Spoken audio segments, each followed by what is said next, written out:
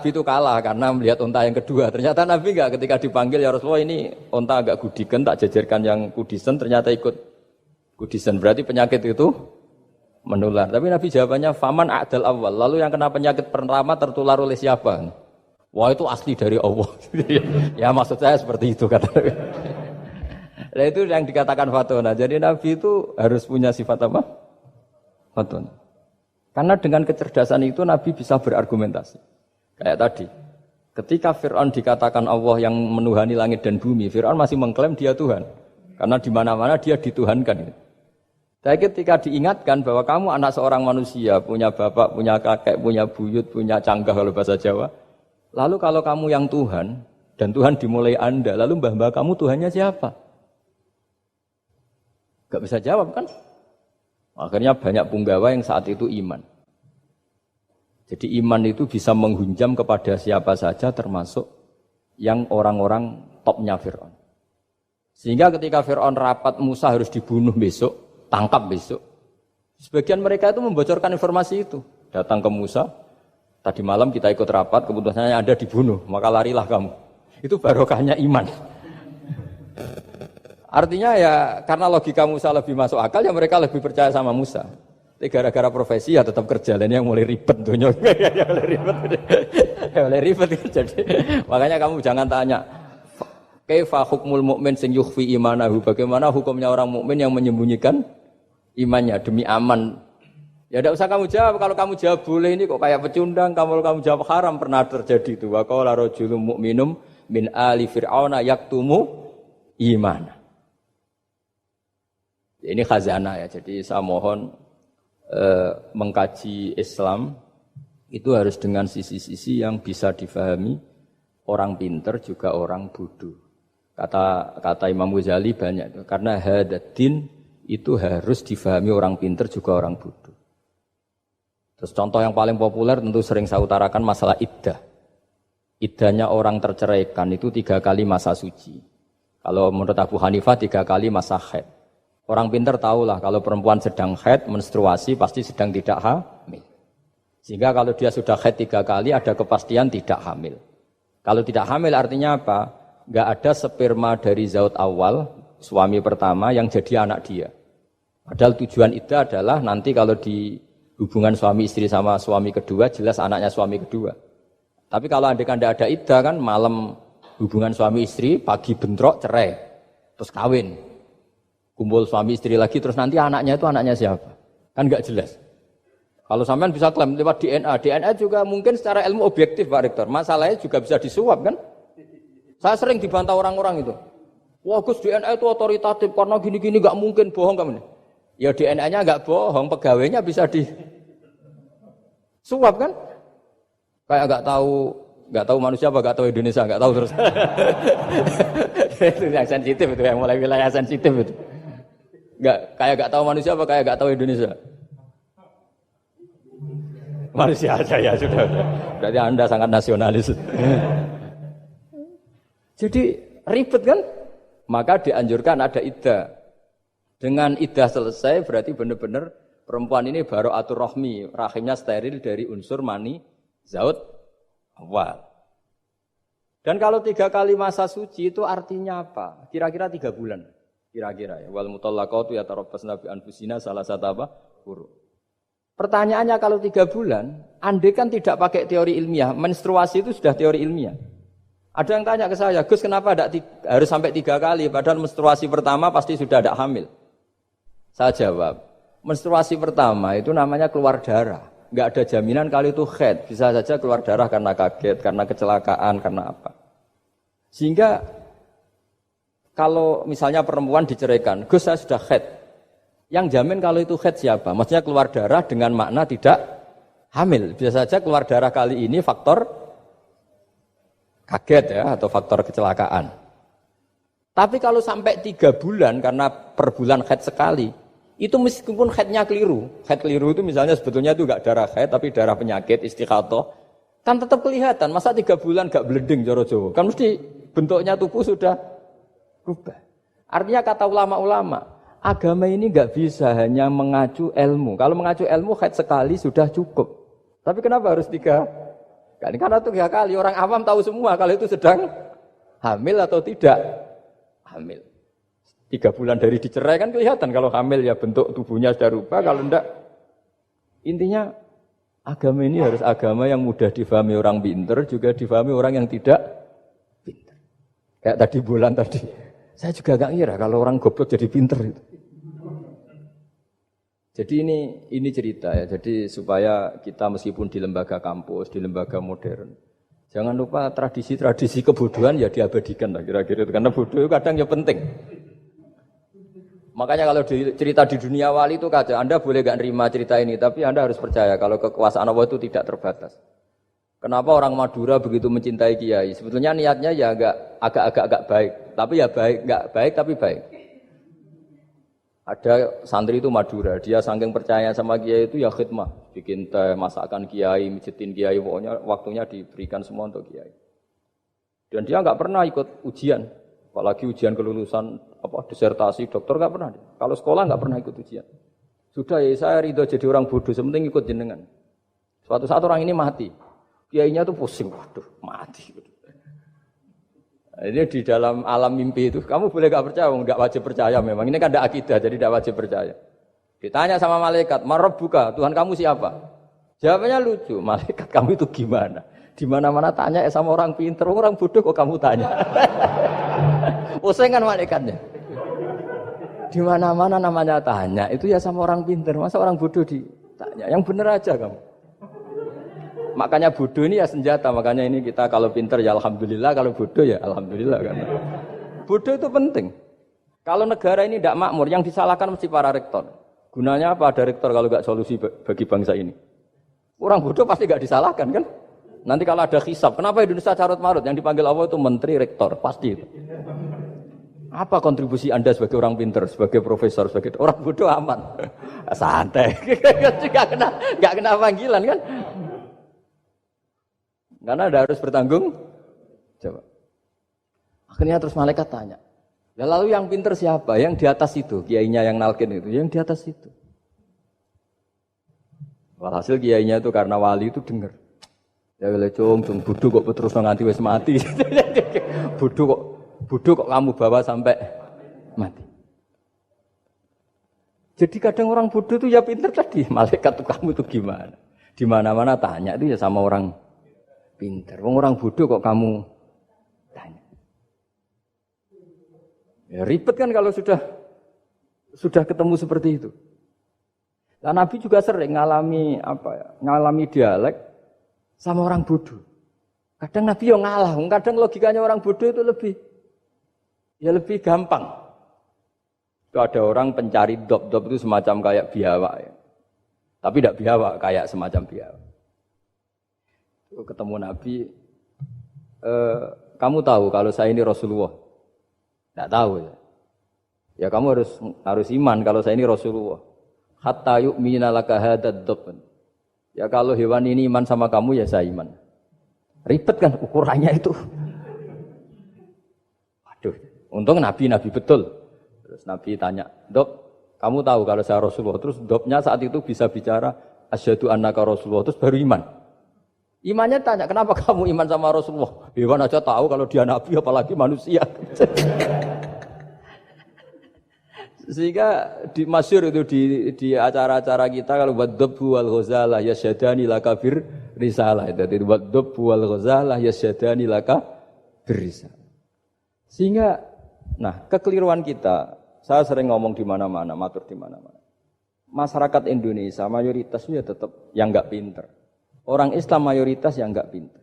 Lalu orang enggak pinter ini diabaikan sehingga mereka tidak jadi energi yang luar biasa untuk mengawal Islam atau mengawal Indonesia. Itu keliru menurut saya. Menurut saya orang-orang yang enggak pinter pun itu punya nurani. Zaman kita dijajah Belanda, itu tidak semua orang rektor, tidak semua orang profesor, tidak semua orang kiai, tidak semua orang alim. Mereka orang-orang yang enggak terpelajar, tapi tetap tahu caranya melawan apa? Belanda, melawan penjajah. Karena tadi manusia ini diciptakan itu sudah punya pengetahuan. Seperti mukadimah dibaca Pak Rektor, Iqra wa rabbukal akram alladzi 'allama bil qalam 'allamal insana ma lam ya'lam. Jadi bawaan manusia itu akan tahu untuk sesuatu yang perlu diketahui meskipun dia orang bodoh. Saya ulang lagi, meskipun mereka orang apa? Orang bodoh. Ya, di sini nih Islam datang yastawi fistifadatiha fistifadati syariah ar-rijal wasibyan, bahwa ukuran kebenaran itu adalah siapapun mudah tahu. Bahwa angka 2, angka 3, angka 5 itu adalah far'ul wahid, cabang dari angka 1. Fal aslu huwal wahid, yang asli adalah angka 1. Dan 1 ini harus 1. 0, itu ditemukan untuk setelah ada angka 1, jangan keliru kamu. Tanpa ada angka 1 tidak ada 0, 0, ada gunanya kalau ada 01. Misalnya ada orang bilang, tapi kan ada 0,5, tetap saja harus ada angka 1. Enggak bisa. Kamu bayangkan 0,5 kan karena ada 1. Artinya apa? Kamu bilang separuh dari 1. Tapi itu pun karena sudah ditemukan aljabar. Makanya kalau dalam matematika Arab, mungkin di sini banyak orang eksak. Kalau matematika Arab itu mudah sekali Pak On. Orang Arab itu enggak mau bilang 2,5. Misalnya zakatnya tijarah itu 2,5. Itu kan kalau kita zaman SD kan garap porogapit. Itu orang Arab enggak mau. Saya pernah cepet-cepetan garap matematika, yang ahli matematika sama saya, itu cepet saya. Karena saya pakai matematika bodoh. Justru itu gampang. Kalau orang Arab cara berpikir gini, kalau bilang 2,5 itu rubu'ul usur. Apa? Rubu'ul usur. Dari rubu'ul usur gini, 1/4 dari 1/10.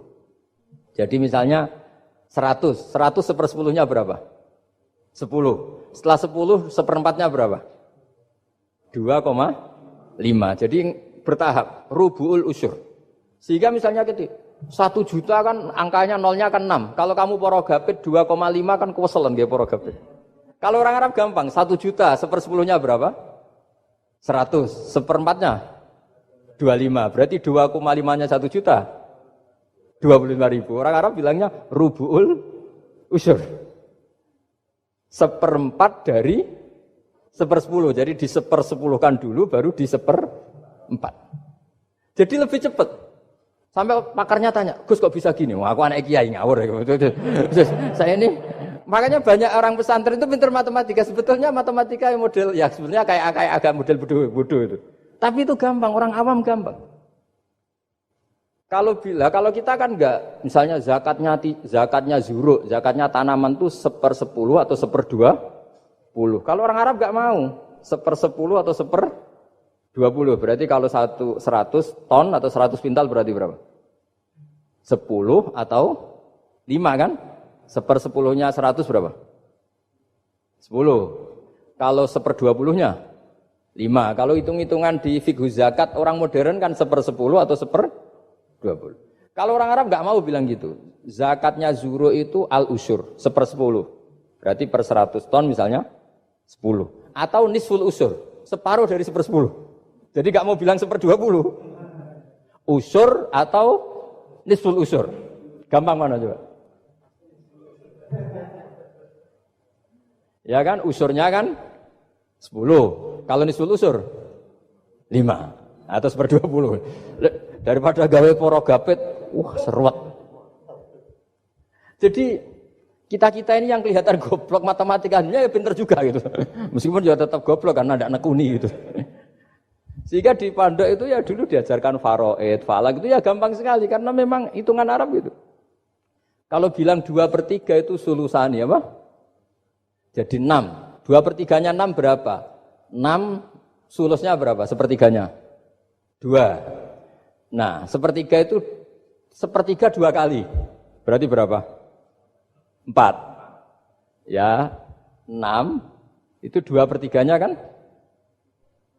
Pokoknya bahasa Arabnya sulusan. Kalau orang terjemahnya berapa? Kalau orang 2 kali sepertiga, Pak. 2/3. Sulusan itu 2/3. Nah, itu kalau orang Arab bilang enggak 2/3, sulusani. Sepertiga 2 kali. Jadi 6 di sepertiga dulu 2. Nah 2 itu 2 kali. Berarti berapa? 4. Jadi itu. Nah Quran itu ya kira-kira gitu. Jadi kelihatannya goblok, tapi itu pinter itu. Yang porogabit kelihatannya pinter, tapi tidak pinter. Ukuran orang pinter yang mempermudah yang sulit. Jangan mempersulit yang mudah kan itu. Makanya saya bilang ini yang pinter yang mana itu. Nah, saya kembali lagi ke tadi. Jadi agama ini datang dengan sebegitu mudah. Sampai matematika yang katanya sulit itu matematika Islam itu mudah sekali karena tadi misalnya kalau 1 miliar zakatnya 2,5% berapa? Kan pusing kan? Tapi kalau kamu pakai teori rubul usur 1 miliar usurnya 100 juta. Seperempatnya 25 juta. Berarti per 1 miliar. Gampang mana coba sama ngomong itu? Nanti ada yang nyeleduk gampang kalkulator Gus. Ya ribet lagi kan kalau kalkulatornya pas hilang. Atau pas dipakai anaknya belajar daring, ribet kan HP-nya. Jadi ini cerita ya. Jadi seperti yang dikatakan Pak Rekro tadi sebetulnya ciri utama ilmuwan atau ulama atau profesor atau doktor itu usahakanlah yang mudah itu, yang sulit itu menjadi apa? Mudah. Yuridu wa bikumul yusra wa la yuridu bikumul usra. Sehingga kata Imam Alamudi, dia menjadi wali besar itu justru karena belajar tauhid. Yang dari belajar matematika tadi, dari matematika, dia tahu bahwa angka berapapun jumlahnya itu binisbat ilal wahid, itu semuanya nisbatul far'i ilal asli. Semua itu cabang dari satu. Alam ini kayak apa besarnya, apa Mars, ada Jupiter, tetap semuanya nisbatnya ke Allah adalah nisbatul far'i ilal asli. Semua itu diciptakan oleh pokok yang satu, yaitu Allah Subhanahu wa ta'ala. Saya kira demikian. Assalamualaikum warahmatullahi wabarakatuh. Disampaikan terima kasih wa jazakumullahu khairan. Ibu Bapak yang kami hormati, acara selanjutnya adalah sesi tanya jawab. Di sini kami akan membuka 3 penanya baik dari daring maupun luring. Namun di sini saya akan mohon izin Ustaz, ada titipan dari dosen UI, namun saya sampaikan di akhir nanti. Akan kami buka 2 penanya dari daring dan 1 dari luring. Mungkin dari Ibu Bapak ada yang ingin bertanya? 1, 2, oh baik.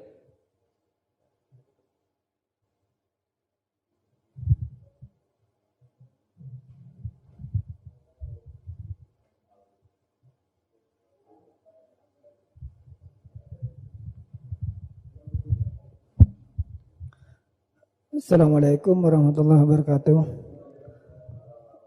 Mohon berkenan Gus, saya mau bertanya karena saya bodoh akan bertanya kepada yang pintar ini, biar nggak disalahkan.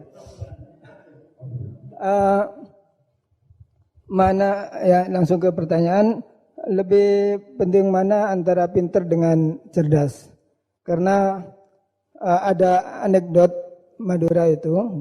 Karena orang Madura kan terkenal anekdotnya ya. Pada suatu saat di sekolah SD itu ada upacara, kemudian ada di anekdot itu ada menteri yang menanyakan kepada salah satu guru bahwa tiang bendera ini berapa tingginya. Oleh setelah guru itu manggil murid untuk naik ke tiang bendera itu untuk mengukur tingginya tiang bendera itu. Kemudian sama seorang pejabat itu ditegur, kenapa susah-susah dinaikin tiang bendera itu? Enggak ditidurkan aja biar tidak mengundang bahaya. Dijawab oleh seorang guru tadi, tadi Bapak kan menanyakan tingginya tiang bendera. Kalau ditidurkan itu bukan tingginya, tapi panjangnya. Nah, ini itu kan panjangnya bukan tingginya. Jadi kalau menanyakan tingginya maka harus dinaikkan dulu, diukur ke atas. Nah itu terkait dengan anekdot itu, saya bertanya itu ya penting mana atau lebih utama mana antara pintar dengan cerdas. Terima kasih Gus. Ini karena pertanyaannya anekdot, saya jawabnya juga anekdot. Itu kalau kita di pesantren itu gudangnya, itu kan biasanya korbannya orang Madura, tuh kasihan juga sama orang Madura. Itu kalau mereka ketangkep polisi ditanya, sudah tahu ini pelanggaran, tahu Pak? Kenapa tetap melanggar? Gak tahu Bapak di situ sih. Jadi itu kan cerminan pikiran kita semua. Kalau gak melanggar itu bukan karena takut aturan, takut ketangkep polisi. Sudah tahu kalau pelanggaran, tahu Pak. Kenapa melanggar? Enggak tahu Bapak di situ. Ribet kan?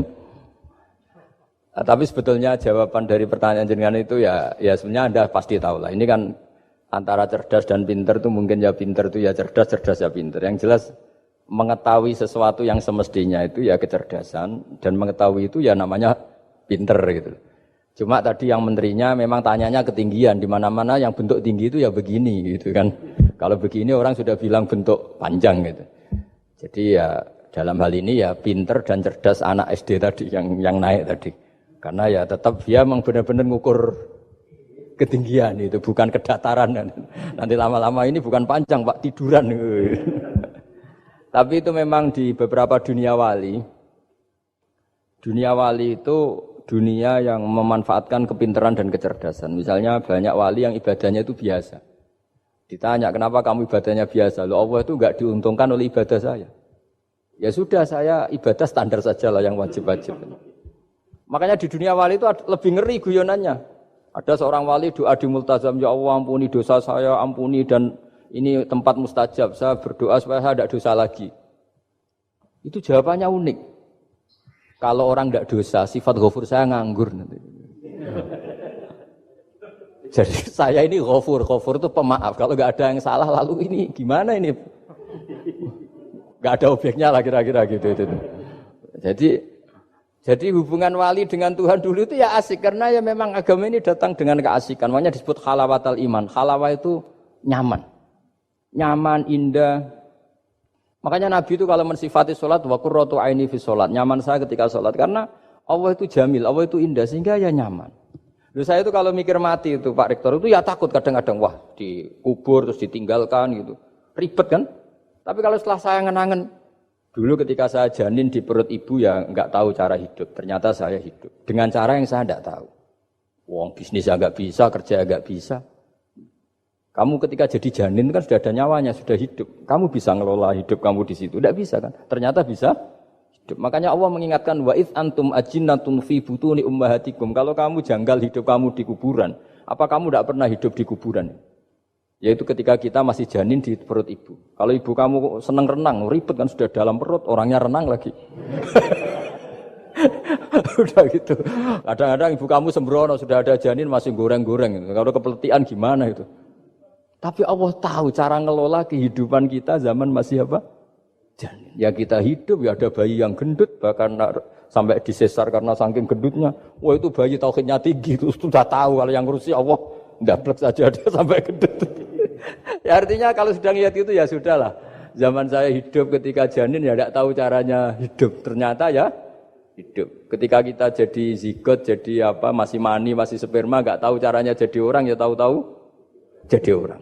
Kita nggak tahu kenapa mani yang gitu ada jadi rambut, hidung, jadi macam-macam. Setelah besar ya tahu proposal, tahu bulat, macam-macam. Wah. Makanya kalau kiai itu pinter anekdot. Saya pernah disewani istri Pak Rektor, melarat sekali, melarat betul. Melarat jelek, kebetulan yang tanya saya itu jelek. Wah beneran ya kata saya. Istri perempuan. Gus suami saya itu miskin, Gus. Doain kaya, Gus, supaya hidup saya itu enak. Terus tak guyoni. Nanti kalau suami kami kaya, pertama yang dievaluasi, rumah Gus ganti ya, rumah diganti, mobil diganti, lama-lama yang diganti kamu. Karena apa? Rumah sudah bagus, mobil sudah bagus, yang enggak bagus itu kamu. Pasti diganti, tak jamin itu kata saya itu. Terus dia bilang, ya udah enggak usah Gus. Jadi untuk karena saya ini ya mikir, saya ini kiai kan jaga image, sampai saya doakan enggak mandi kan jatuh. Ya sudah mendingan itu. Mendingan tak kasih pengertian itu. Kalau suami kamu jagain kamu ganti apa? Rumah kan, terus mobil kan. Lama-lama yang dievaluasi apa? Oh kamu pasti apa? Istri kan. Jangan-jangan trennya orang kaya kan gitu kan. Trennya orang kaya kan ya gitulah. Terus dia udah enggak usah. Jadi artinya itu kecerdasan. Kiai gitu itu kecerdasan. Karena kalau doa enggak mesti mustajab juga kan. Kiai top gitu, doanya ngobos juga kan, ribet kan. Akhirnya ya sudah gitu aja. Ya saya kira demikian. Tes. Bismillah. Assalamualaikum warahmatullahi wabarakatuh. Gus, saya ingin bertanya. Tadi antum sempat membahas tentang sifat-sifat Allah yang sempurna. Beberapa hari yang lalu ada teman saya yang tanya ke saya, Mbak Nafilah, kebetulan anak ini memang baru hijrah gitu ya, baru belajar Al-Quran, baru baca-baca. Dia tanya, Mbak Nafilah, Allah itu boleh nggak disifati sama sifat yang mohon maaf kurang baik seperti makar, penipu atau yang lain, karena Allah kan sangat sempurna. Dan dia kebetulan waktu itu dia lagi menyebutkan ayatnya ke saya yang wayamkurullah wayamkuruna. Saya wa makarullah wallahu khairul makiri. Wahum la yash'urun. Nah, di situ dan di surat Al-Anfal juga ada ayat yang tentang Allah itu sebaik-baiknya tipu daya gitu, mempunyai tipu daya yang sebaik-baiknya. Nah, itu kan menunjukkan kalau Allah itu punya sifat tipu daya. Jadi dia waktu itu agak ngotot ke saya, berarti Allah juga bisa dong disifatin sama sifat yang jelek-jelek yang seperti itu Mbak Nafila gitu katanya. Menurut antum itu gimana? Saya juga masih belum jawab sampai sekarang pertanyaannya teman saya itu, karena saya masih bingung gitu. Jadi saya tanya sama Gus gitu, mungkin ada pencerahan gitu buat saya menjawab gitu. Terima kasih. Assalamualaikum warahmatullahi wabarakatuh. Itu begini ya, jawab seperti itu rileks saja. Yang jelas jenengan harus terima kasih sama yang tanya, nganggap jenengan pinter itu. Sampai tanya itu berarti nganggap jenengan pinter. Itu satu prestasi itu, enggak semua orang ditanya itu.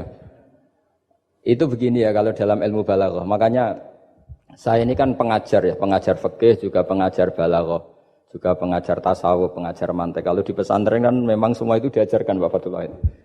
Ini juga dulu mondok di buyut-buyut saya di Kudus itu, di pondok tertua di Kudus buyut saya. Makanya hormat saya itu bukan karena beliau punya etika, memang aturannya harus hormat gitu. Saya juga harus hormat beliau karena beliau rektor, ya sudahlah saling menghormati. Bapak itu kalau sama penanya itu hormat, ditanya, dia sudah sopan. Jadi kita harus menghormati orang sopan. Yang tanya hormat ke kita karena kita dianggap alim, kita hormat sama penanya karena orang sopan. Mau tanya itu juga gengsi loh. Masa dokter tanya itu kan ribet kan?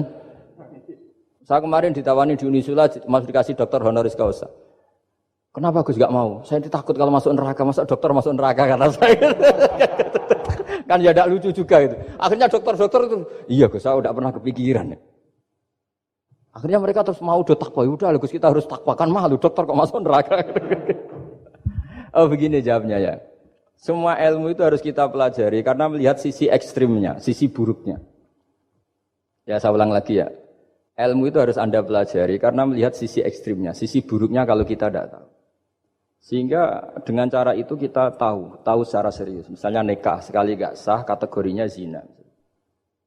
Kenapa anak angkat dilarang oleh Islam? Saya ulang, kenapa anak angkat dilarang oleh Islam? Kalau mau baik saja, tapi gak perlu ada anak angkat. Karena apa? Sekali perempuan ini tadi ditulis misalnya binti Fathul Wahid, binti Bahauddin. Itu nanti di KUA itu dikira itu walinya. Padahal hakikatnya tidak walinya. Maka enggak. Nah, ketika ini menikahkan, nikahnya sah enggak?